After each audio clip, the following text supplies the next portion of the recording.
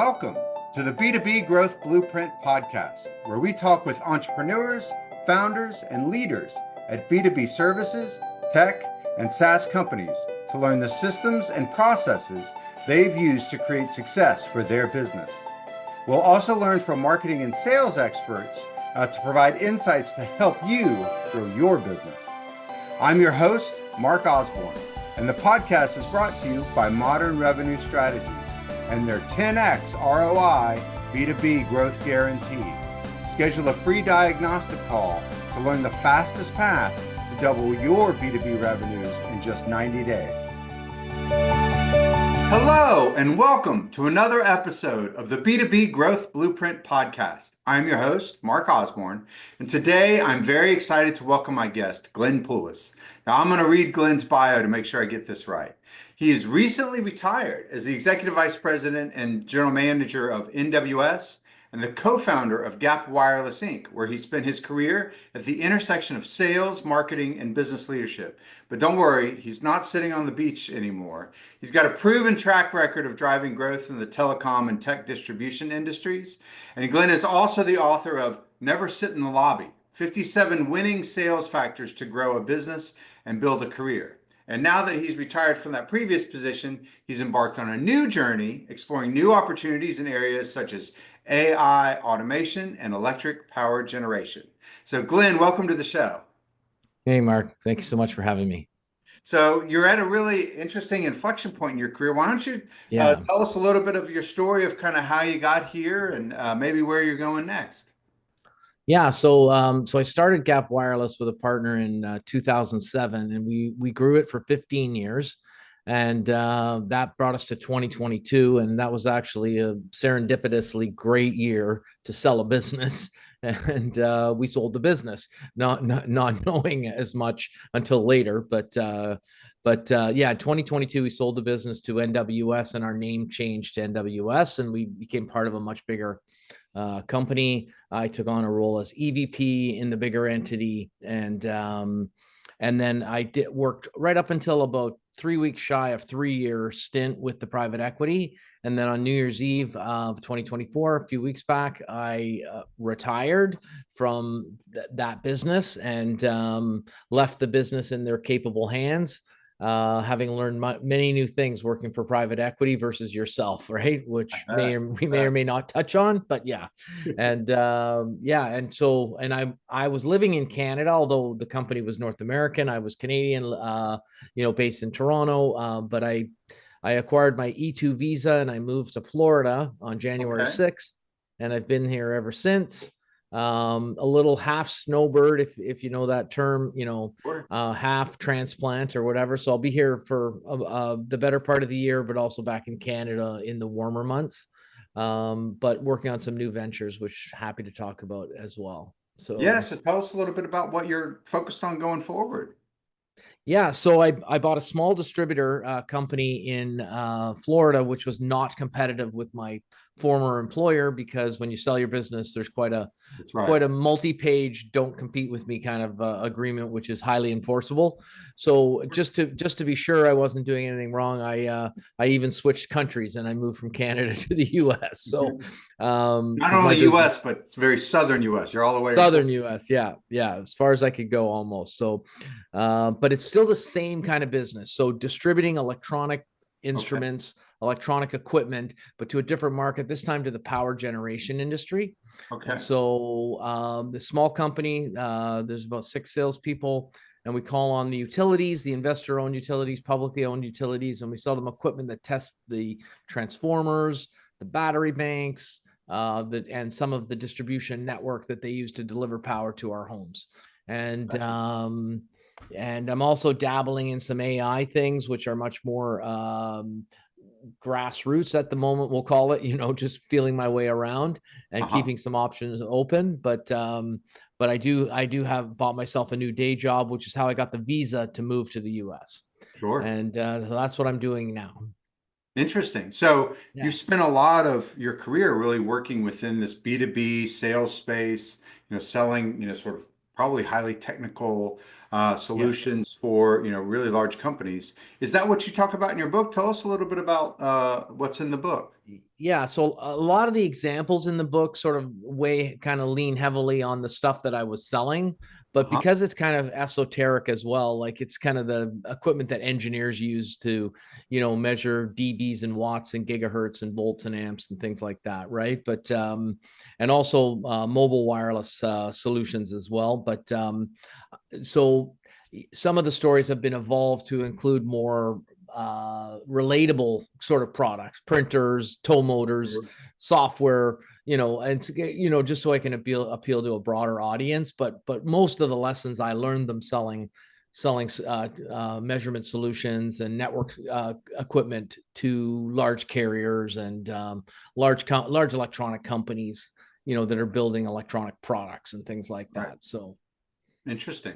Well, and I'm yeah. sure through the course of the book and coming on podcasts like this, you've had a chance to, work with companies and see, companies that have sort of hit that wall of revenue. And we talk about this a lot on the show of, oftentimes people will found a company and they get their first few initial clients and then that spreads to some others and maybe they get some word of mouth referral, but almost inevitably companies hit a wall of growth. And then they, sort of start looking around for solutions, which tends to be what we talk about on this show. But tell us about, some of the challenges you've seen companies encounter of kind of hitting that wall of growth. What some of those causes of that wall are that you've seen. Yeah, and you kind of my first suggestion, my first comment would be, you just said it a second ago, was kind of the word of mouth, and that's kind of relying too much on referrals or word of mouth Yeah. instead of proactively generating leads, where you've got some sort of a momentum of excitement that, when you first start out and two friends and they know two friends and they kind of tell each other and it's like, wow, this is like, let's say shooting fish in a barrel or whatever they say, right? But that kind of dries up and actually quicker Right. than one might imagine. And so, but some people feel, or they're slow to react to the fact that that's their main source of new opportunities, Yeah. and they need to start looking at other things, right? So not expanding their lead sources, sticking to one channel, instead of diversifying, checking out their social media, are they properly SEO'd? What about Right. partnerships, Google ads, lead generation, BDRs, SDRs, those kinds of things. Because, you can build the better mousetrap, and some will march to your door, but it's only a few that invent the pet rock, and even Sure. that runs its course pretty quickly, right? And so you need a series of um, you know mechanisms that you're using to generate leads, right? And with that, you also need to make sure that you have a structured sales process. Like a lot of times people, there may be, a widget specialist, they've come up with the next best mousetrap, kind of thing, but it won't sell itself. They need a sales process, and it takes discipline to sort of sit down and structure your pipeline, your follow-up systems, how you're going to deploy CRM, what you're going to measure, how you're going to measure it, and how you're going to adapt and evolve relative to your competitors, making sure that your business doesn't stagnate or sort of stay the same. And those are some of the real lowest of low hanging fruits of what can happen. But there's more, right? I mean, Sure. so yeah. So you touch on such a great topic, which is this idea that good ideas don't sell themselves, unfortunately, and so many sort of especially technical founders that like they come from a technical background and they know why their product is superior, and they sort of think, well, my customers are like me, so as soon as they understand just how it's technically superior to other offerings in the marketplace, they'll get it and they'll buy. But unfortunately, that's just not really true. And Right. because most of the time, their customers really aren't as much like them as they think. And they need to be sort of explained to in different ways. And beyond sort of the features of the product that make it superior, they need to understand the benefits that they're going to get from it and how those benefits are unique as compared to others. What are the, sort of the three biggest gaps that you see companies, that you've worked with or, advised that when they come to you and they're like, Glenn, you're a sales expert. We've hit this wall with sales. When you start to unpack those conversations, what are the most common things that you see that folks have either failed to do or did incorrectly that led them to that sort of stagnation? Yeah.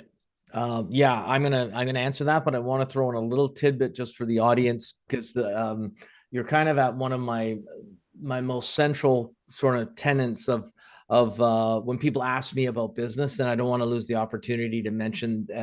And it's, to me, it's so self-evident. And also, if you watch the faces of people on like Shark Tank or on shows like that, where they ask them like how many have you sold already, kind of thing, when they're approaching them with their idea, right? And or how many customers do you have? But the biggest problem that a lot of people have, and they don't place enough emphasis on, is the importance of having the customers first, right?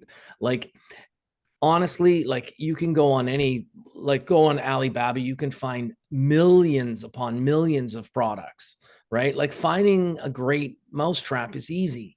And I know, yes, you're developing maybe a new product that's got the latest and greatest. I commend you on it, and that's great. But it's really about who are you going to sell it to? And that's the mistake that so many people make, is they have one or two, of course, low hanging fruit that they're grabbing after.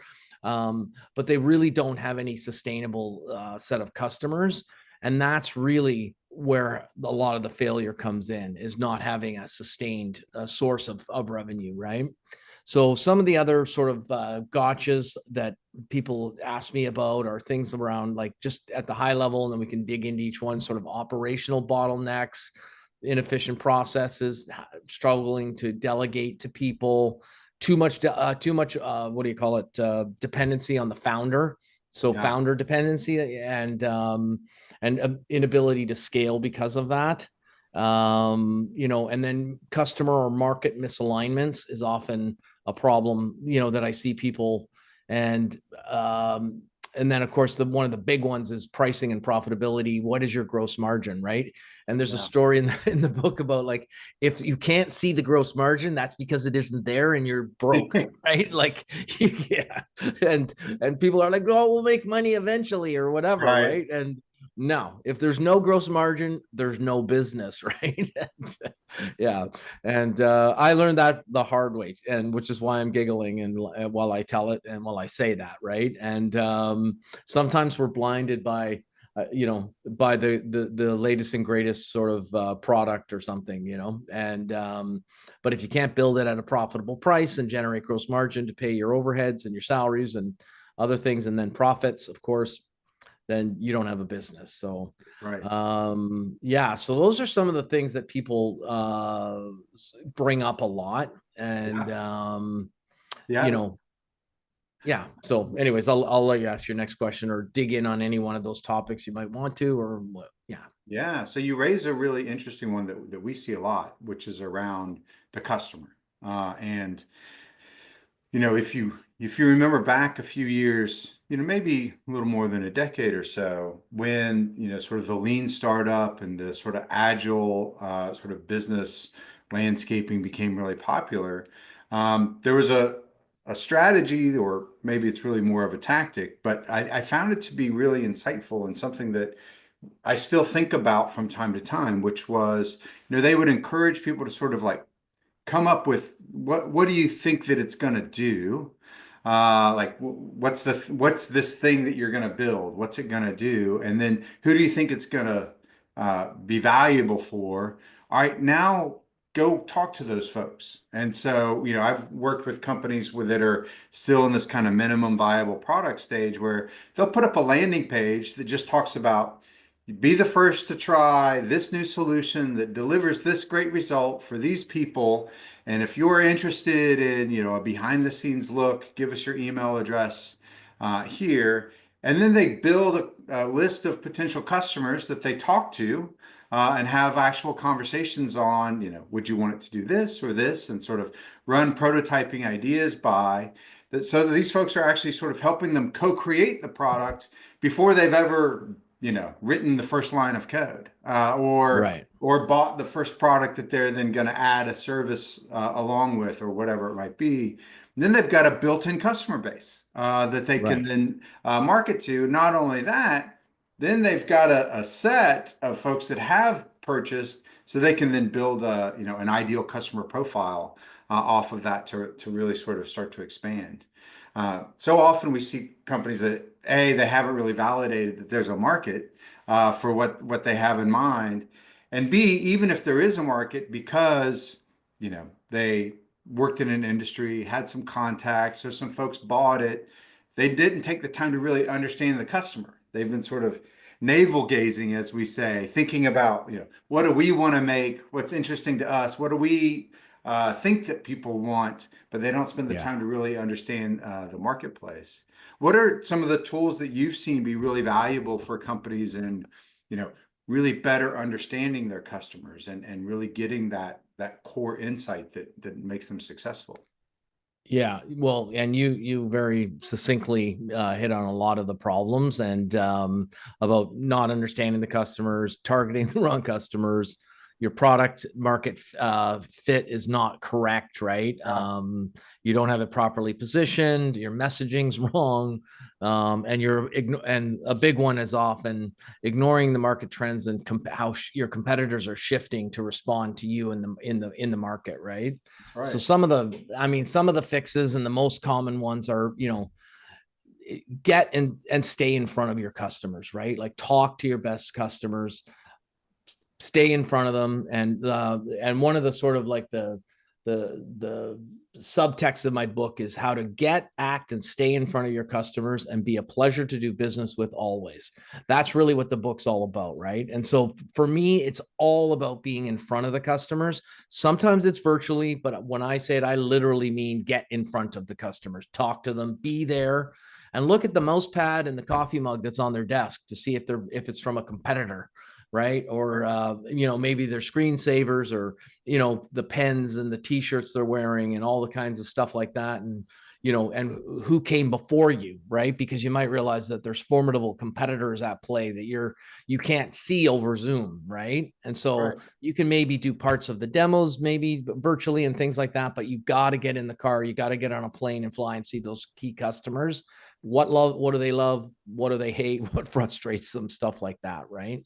And then, you have to kind of define who your product benefits the most and define that as your target customer profile.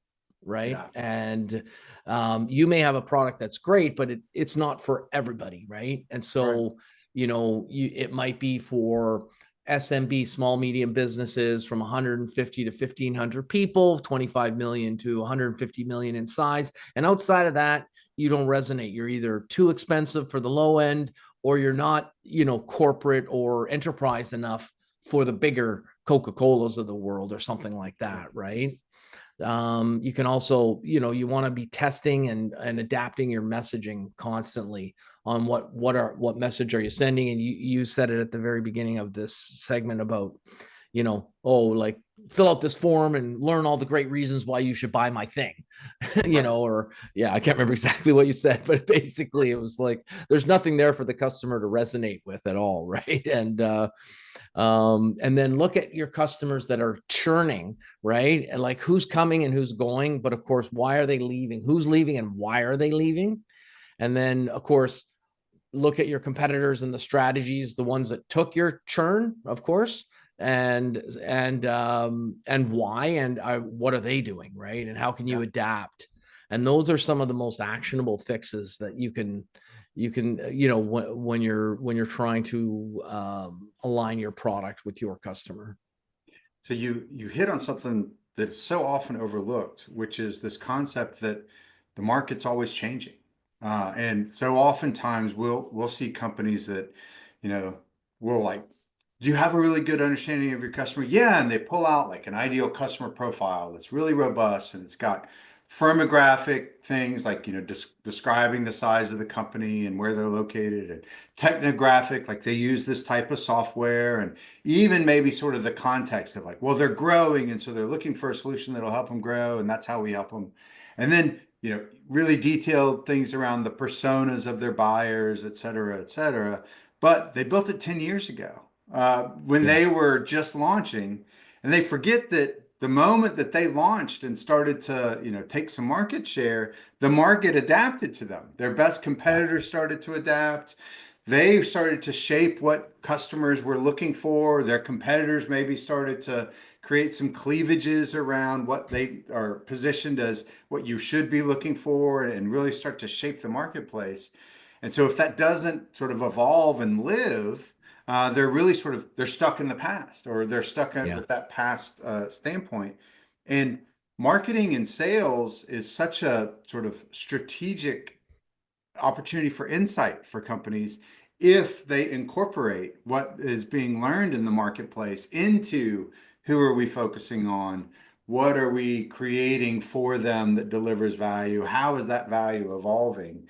One of the things that we really love to do is to encourage clients to have, sort of ongoing interviews that are not just, are you happy, but is, kind of gets Yeah. into, well, what else are you looking for? What else, what other solutions in the market? Have you seen any, and you don't have to call them competitors, you can call them, complementary or, substitute type products. Have you seen anything else in the marketplace that's interesting for you?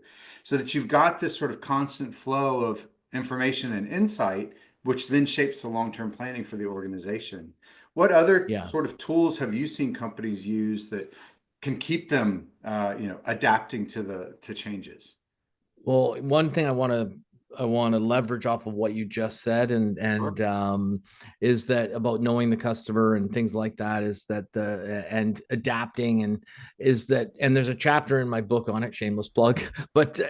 Sure. basically about where the best way to sell to your customer is actually to step outside of yourself for a minute and put yourself in the customer's shoes and figure out, what do they do? Like, what do they literally put in a box or on a software, on a disk or whatever, and ship to their customers? Like, Yeah. literally, what do they sell and who do they sell it to? And through that process of figuring out what they make, whether it's steel girders or tow motors or a SaaS solution or whatever, it doesn't matter.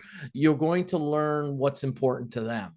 And only through that process can you then learn how to adapt your messaging and really what you're trying to do in a way.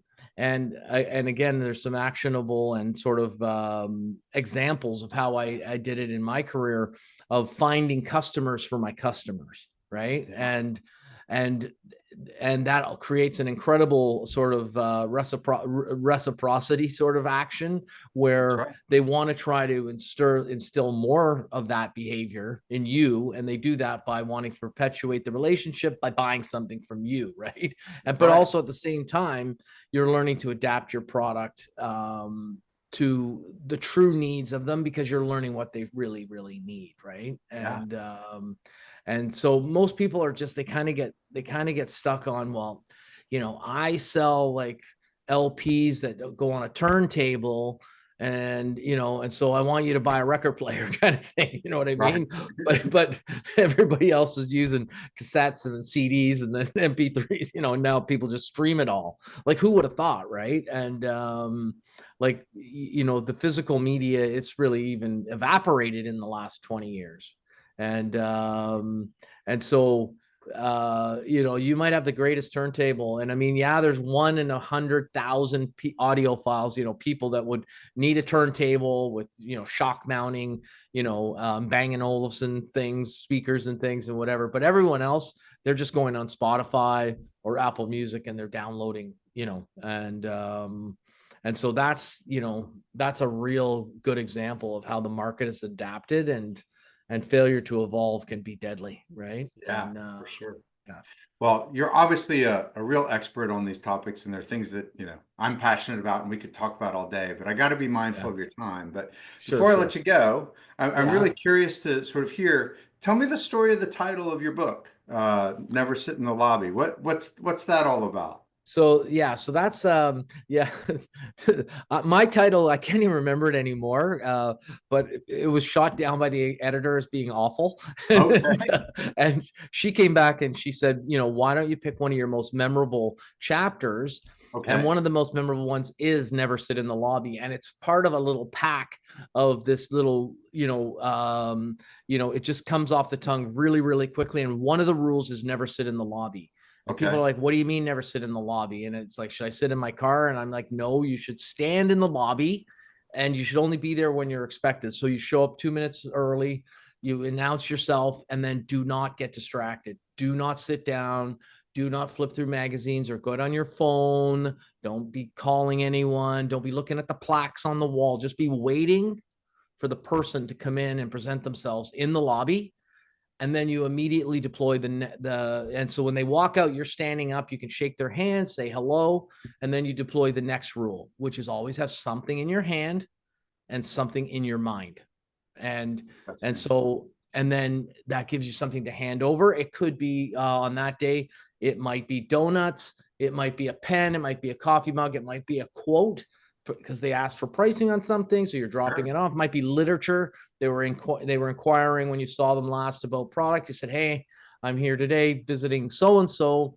I just wanted to drop this off. And, and again, you're always standing. You're never, because the reason why is because everything else is a bad look. You always want to be putting your best foot forward.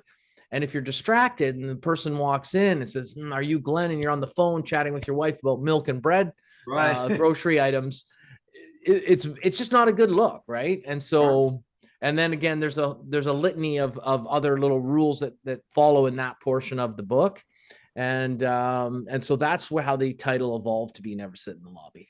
And That's great. I love that. And it'll definitely stick with me.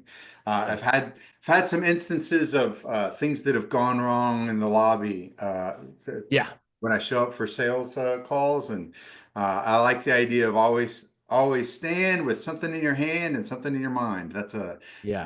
great quote to leave with. So, for our audience that's been listening and they want to hear more about these 57 winning sales factors to grow a business, build a career, what's the best way for them to engage with you, Glenn?